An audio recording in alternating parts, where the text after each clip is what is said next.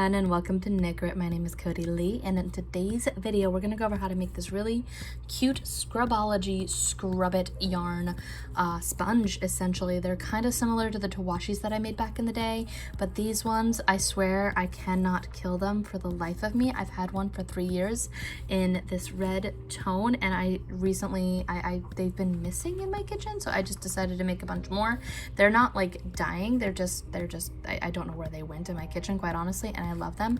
They are perfect, and something about this yarn is just so squishy and absorbent, but not too absorbent, and they wash dishes really well. So I wanted to show this cute little quick pattern. I will have a printable PDF for this pattern down below with a chart and all that stuff. I'll have the link on here for the screenshot and the time and all that stuff. I just really love how these look, and they're wonderful, and I'm hopefully going to be posting a bunch more patterns, and I wanted to kind of give something a little bit different for those that are not going to be interested in my cute little strawberry whale or any of my turtles that I've been making with the cute little food themes that I have been going on. So if you're interested in this kind of stuff, continue watching and we will make this together. So for this project, you're going to need some Scrubology Scrub It Lime. I personally love the texture of this yarn. As you can see, it's kind of grippy and has this rough texture. However, one thing that I will say is that you're definitely going to want to make sure that your hands are moisturized, and you're going to want to take this slowly because this can be very aggressive against your hands, and eventually I usually can only get through about one scrubby and then I have to take a break because it is fairly rough on the hands.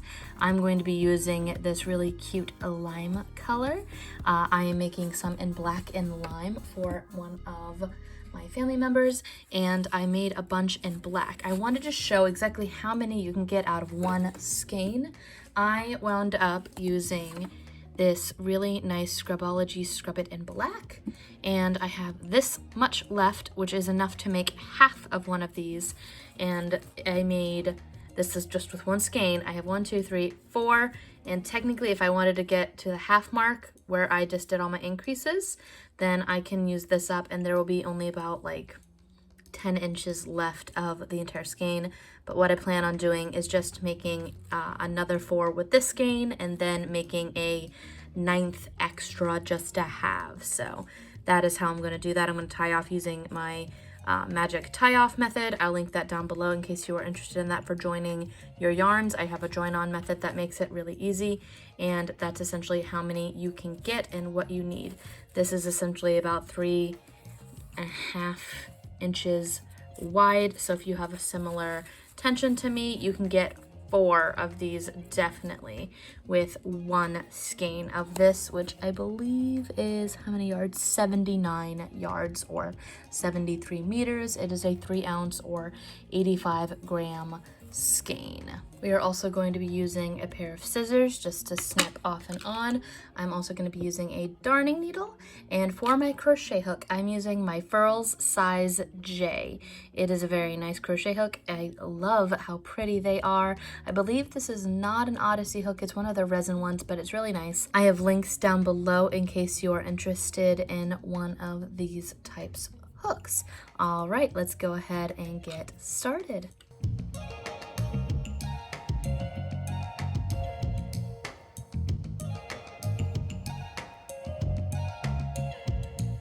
So for this, I try to pull from the center. I take this one guy out and I let him, he's not really a centerpiece. Hold on, where are you? You just spit out a ton at me. Oh no. Okay, so this is a problem for me because this yarn is very, it doesn't like to ball. It will not. So what I'm going to do with this is I'm going to try to wrap it around and around and around the base of it like so. And because it kind of just yarn barfed at me, I'm going to try to keep it all, because as you can see, the tension, it doesn't stick because of the elasticity of it. I like to use a nice big bowl, which is what I'm going to have this sitting in on the other side of this camera over here. Or if you're on the move, you can use one of those little yarn pouches where it has the hole coming out the top. That would also work wonderfully. So I'm going to stick this over here, and we're going to try to find the center as best we can without making this entire skein collapse. There we go. Oh my gosh, that was perfect. Okay, so if you can get just like this coming out of the center, and then as I have it over here, it's just sticking in the bowl, and otherwise it'll just kind of yarn barf and explode. It doesn't like to tangle, which thank goodness for that, but it does like to try to just yarn barf and go everywhere. Let's stick these guys over here, and what we're gonna do is move our camera, get our hook out, and what we're going to do is leave a decently long tail. I make mine about 8 inches or so. I'm gonna have these just kind of hanging off on the side here. And with my 8 inches, I'm going to create a slip knot.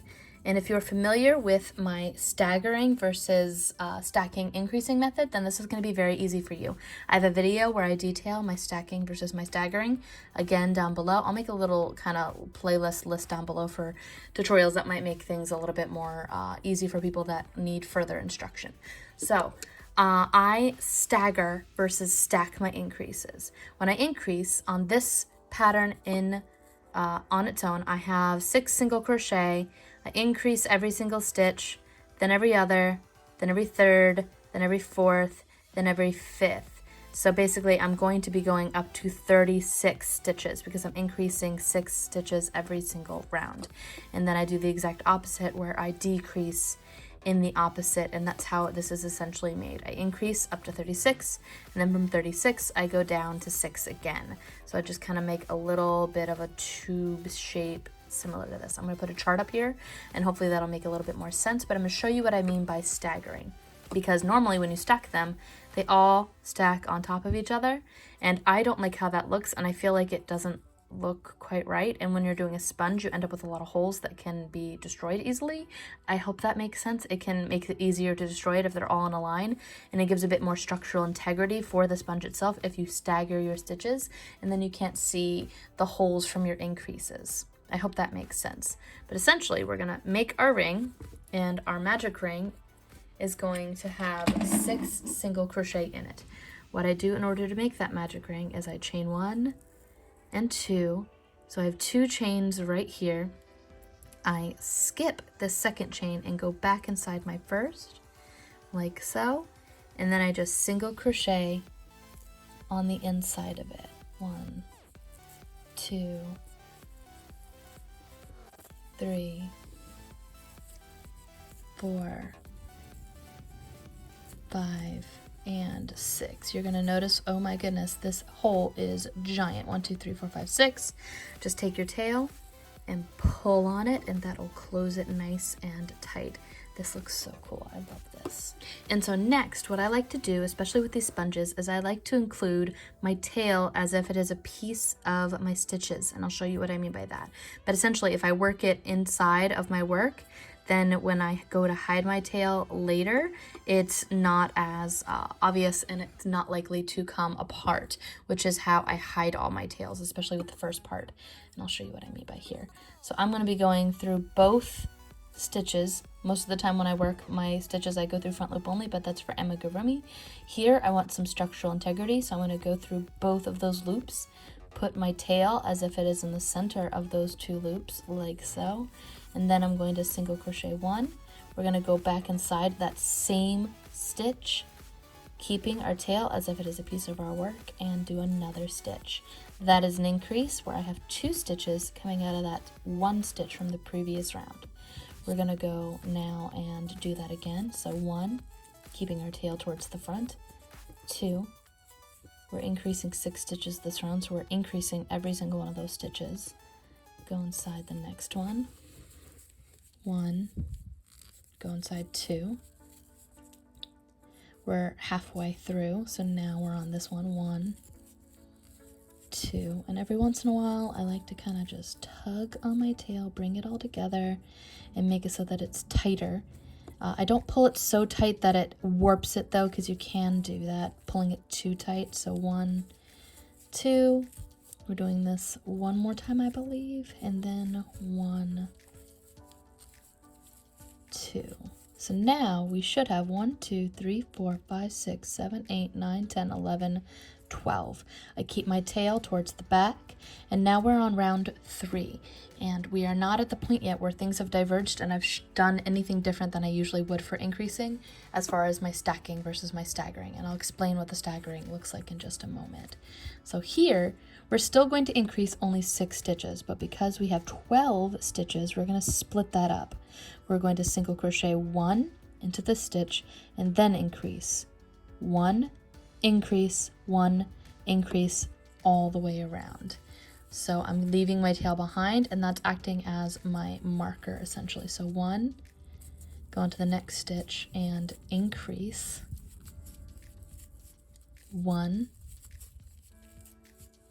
and increase. Try to keep your hands looser than you usually would. I tend to tighten up my grip and it hurts more when I do that, and I notice there isn't really much of a difference in tension regardless if I try to consciously keep it too tight or otherwise. So I'm trying to just loosen up my grip. 1, and increase. If you loosen up a little bit, it doesn't hurt as much and you can make more sponges. So I just lost my stitch there though. That is the downside to loosening your grip. 1, increase, 1, and I keep losing it. Increase.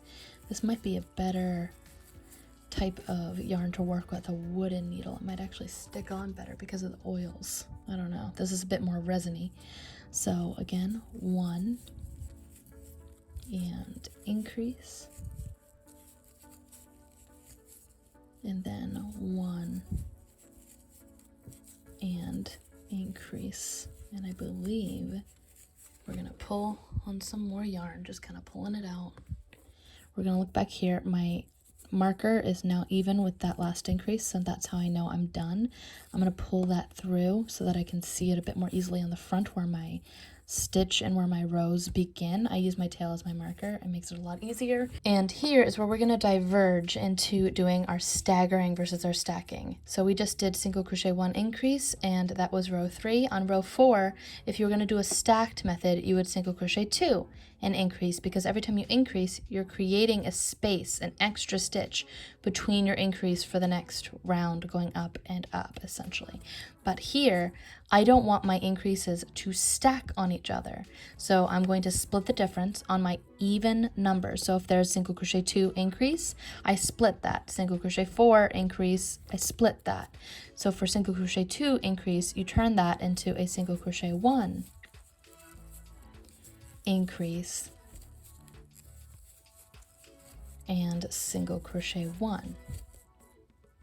One more. Single crochet 1 increase,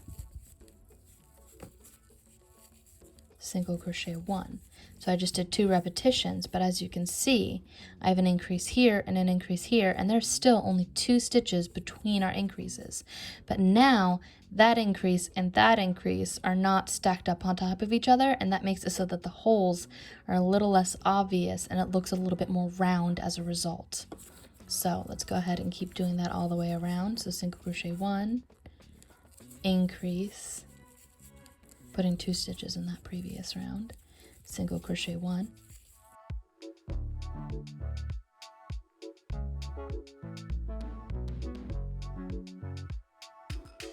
single crochet 1. So now we went from 18 stitches of round 3, we're on round 4, and we just have 24 stitches now. I'm going to pull this tail out, move it forward, and now we're on row 5. We're going to be going from 24 stitches up to 30, and the way that we do that is we single crochet 3 and increase. Every time we're just adding 1 more space between our increases because we're increasing every single time, adding that extra repetition. So 1, 2, 3, oops, 4, the stitch, and increase. 1,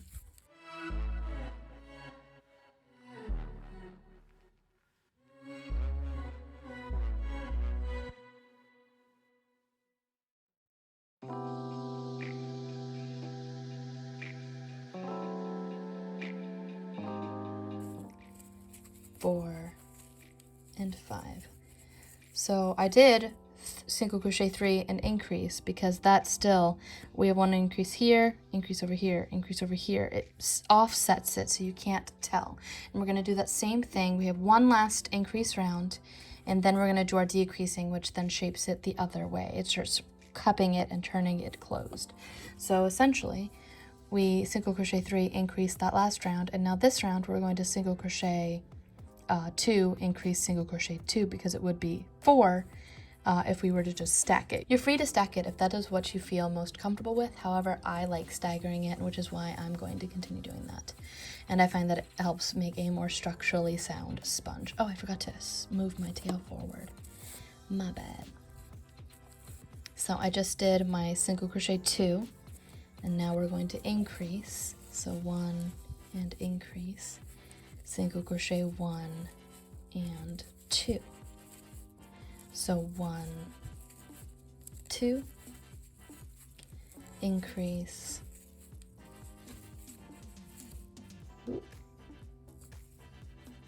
1 and 2. Again, you can see increase here, and you have 1, 2, 3, 4 stitches between your increases, still maintaining that. We're going to keep going around until we get this finished. We're going to do 4 more repetitions, and then I'll show you how we start decreasing. I might take a break because my hands are starting to hurt already, and so I have to take breaks between it. It is a rough yarn to maintain this kind of thing with. But they make sponges that are perfect and that I use to this day. I made some of these 3 years ago, and they're still perfectly functional. They're amazing. 1, 2, 1. You stick them right in the wash. One thing that I love doing with my stuff that I make myself, or even just any towels or cleaning products in general, is I will put a little bit of baking soda and a little bit of vinegar. I know it sounds crazy, and you're thinking, oh, that's nasty. All my stuff is going to smell like vinegar. Nope. It all washes out, especially with the baking soda. That kind of counteracts it, and it makes everything, that weird mildewy smell that you can get in your laundry a lot of the time, it just makes it completely gone. So that's what I do in order to wash all of my sponges. I throw it right in there with my towels and everything like that. I just noticed that I only have like 2 left because people keep jacking them and taking them from my house. So I decided I wanted to make a bunch more and make some for some family as well.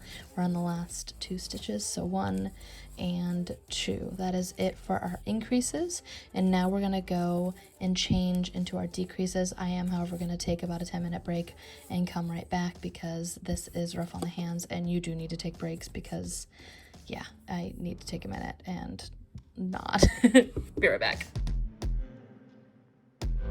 Okay, so now I'm back from my break, and what we're gonna do now is we just finished all of our increases.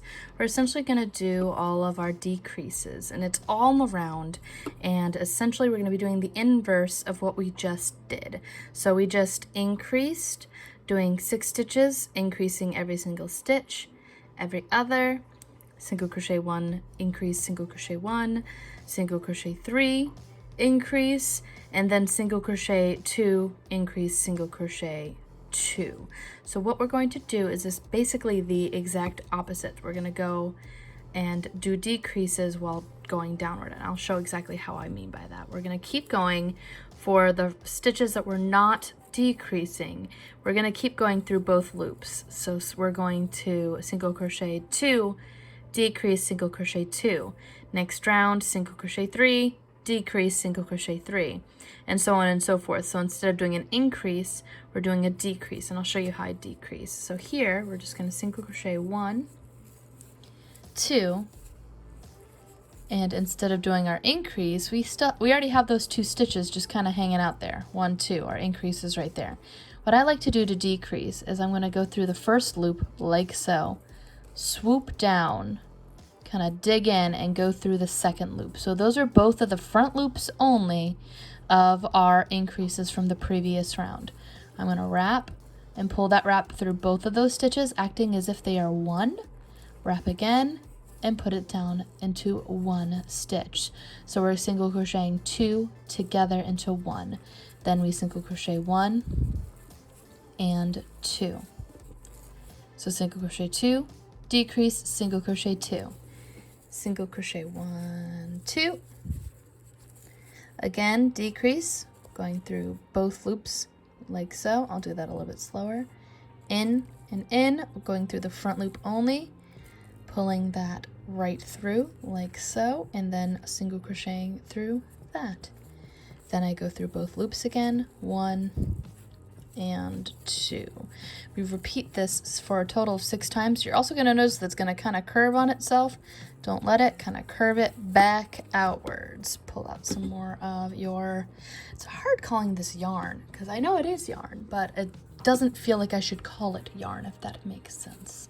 So again, 1, 2, through both loops, decrease, 1, 2, 1, 2, through both loops, decrease, 1, 2. That way there's still 4 stitches between each of our decreases, just like we were doing for our increases, just the inverse basically. So 1, 2. I apologize if you can hear the fan in the background, if it's a little noisy. It is the middle of July and very, very hot. And now we're on our final repetition. So 1, 2, decrease, 1, and 2. Sorry for the sudden jump cut there. My cat decided to land into my camera. It was great.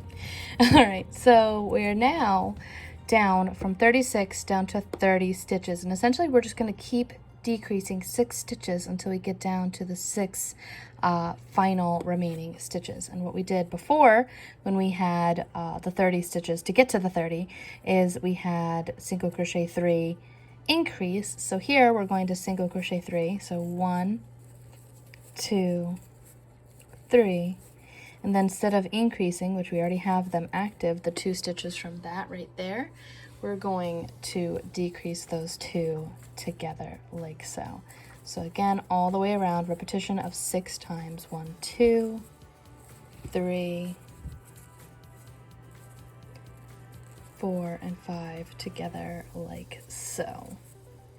1, 2, 3. I find that this is harder to do rather than the increasing, because the big bulk of it is just scraping against your hands and it's kind of not fun. But they last forever. They are a very good scrubby, and I love this yarn for its durability, honestly. So I'll go through just a little bit of annoyance and a little bit of not fun crocheting 4 and 5 together in order to make something that will last longer, honestly. 1, 2. I crochet a lot for functionality more than anything else, so if that's something that you like doing, this is a good yarn for you because it is very functional. It's not the most fun to crochet with, but it's fun to have for when you're doing your dishes. 1, 2, 3, 4, and 5 together. And here I'm going to take my tail and pull it through. My cat is now begging me for food even though I just fed her. Anybody else's cats do that, where you feed them and then they're just like, no, you still have not fed me enough? That's pretty much what's happening right now. So if you hear a little mews in the background, that's her begging for food when she literally has food in her bowl. All right, so now we have 24 stitches on our work. I just double counted, but what I like to do here is, again, we're doing the inverse. So before we would single crochet 1, increase, single crochet 1. We already have those 2 stitches though.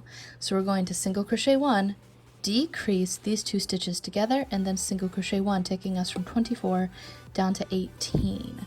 So single crochet 1, together the 2, and then single crochet 1, single crochet 1, put those 2 together, single crochet 1, and we're going to repeat this all 6 total times for this round. So 1, 2,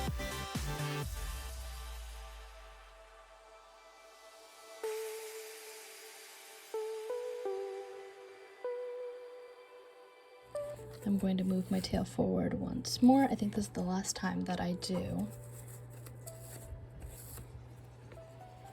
And now we have 18 stitches on our work. 1, 2, 3, 4, 5, 6, 7, 8, 9, 10, 11, 12, 13, 14, 15, 16, 17, 18. And now we're going to single crochet 1, decrease, single crochet 1, decrease, all the way around. We're getting really close to the end here. So again, going through both loops for our single crochets, go through the front loop only for our decreases of our 2 together. Going from 18 down to 12. So 1, decrease, 1. I will also have a printable PDF of this free for the first week for friends that are interested in having that physical copy. I usually put them on Ravelry, Lovecrafts, and also on Kindle. If you shoot me an email, I can also possibly send them that way depending on when you email me and all that stuff. So if that's something you're interested in, putting those 2 together, and then 1 and 2 together. All right, so here I have a good idea. We have 12. I have a good idea of what I'm doing from here on out. I have 12 stitches. 1, 2, 3, 4, 5, 6, 7, 8, 9, 10, 11, 12. So that tail, I don't really need it anymore, so I kind of pull it out. And then I kind of just, I don't cut them or anything, I just kind of let them exist on the inside of the pocket that essentially you've made in there. I'm going to pull out a little bit more yarn, but here we're going to decrease every single one of these stitches together. So these 2 together, these 2 together, we're decreasing for a total of 6 times. This is our final, and on the last decrease, I do something a little bit different, so just pay attention there. So here, we're going to put those, bounce the camera for good luck, put those 2 together. So that's 1, I count how many times I've decreased in order to keep track. 2, 3,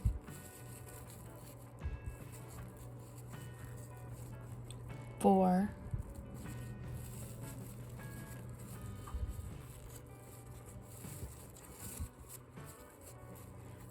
5, and that's the last one that I decrease using this method.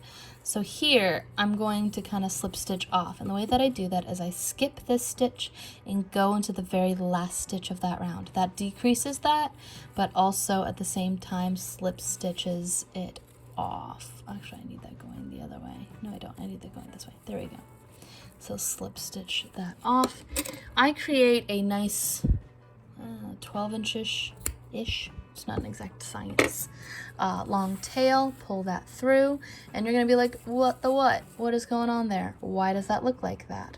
It's a little funky looking, but I promise you it will look a lot better in just a minute. Take your darning needle and try to squish that in. We're going to then take our darning needle and go through the front into the center, like so, of our work. Go through him, kind of tug him. I tug every single time, go through 2.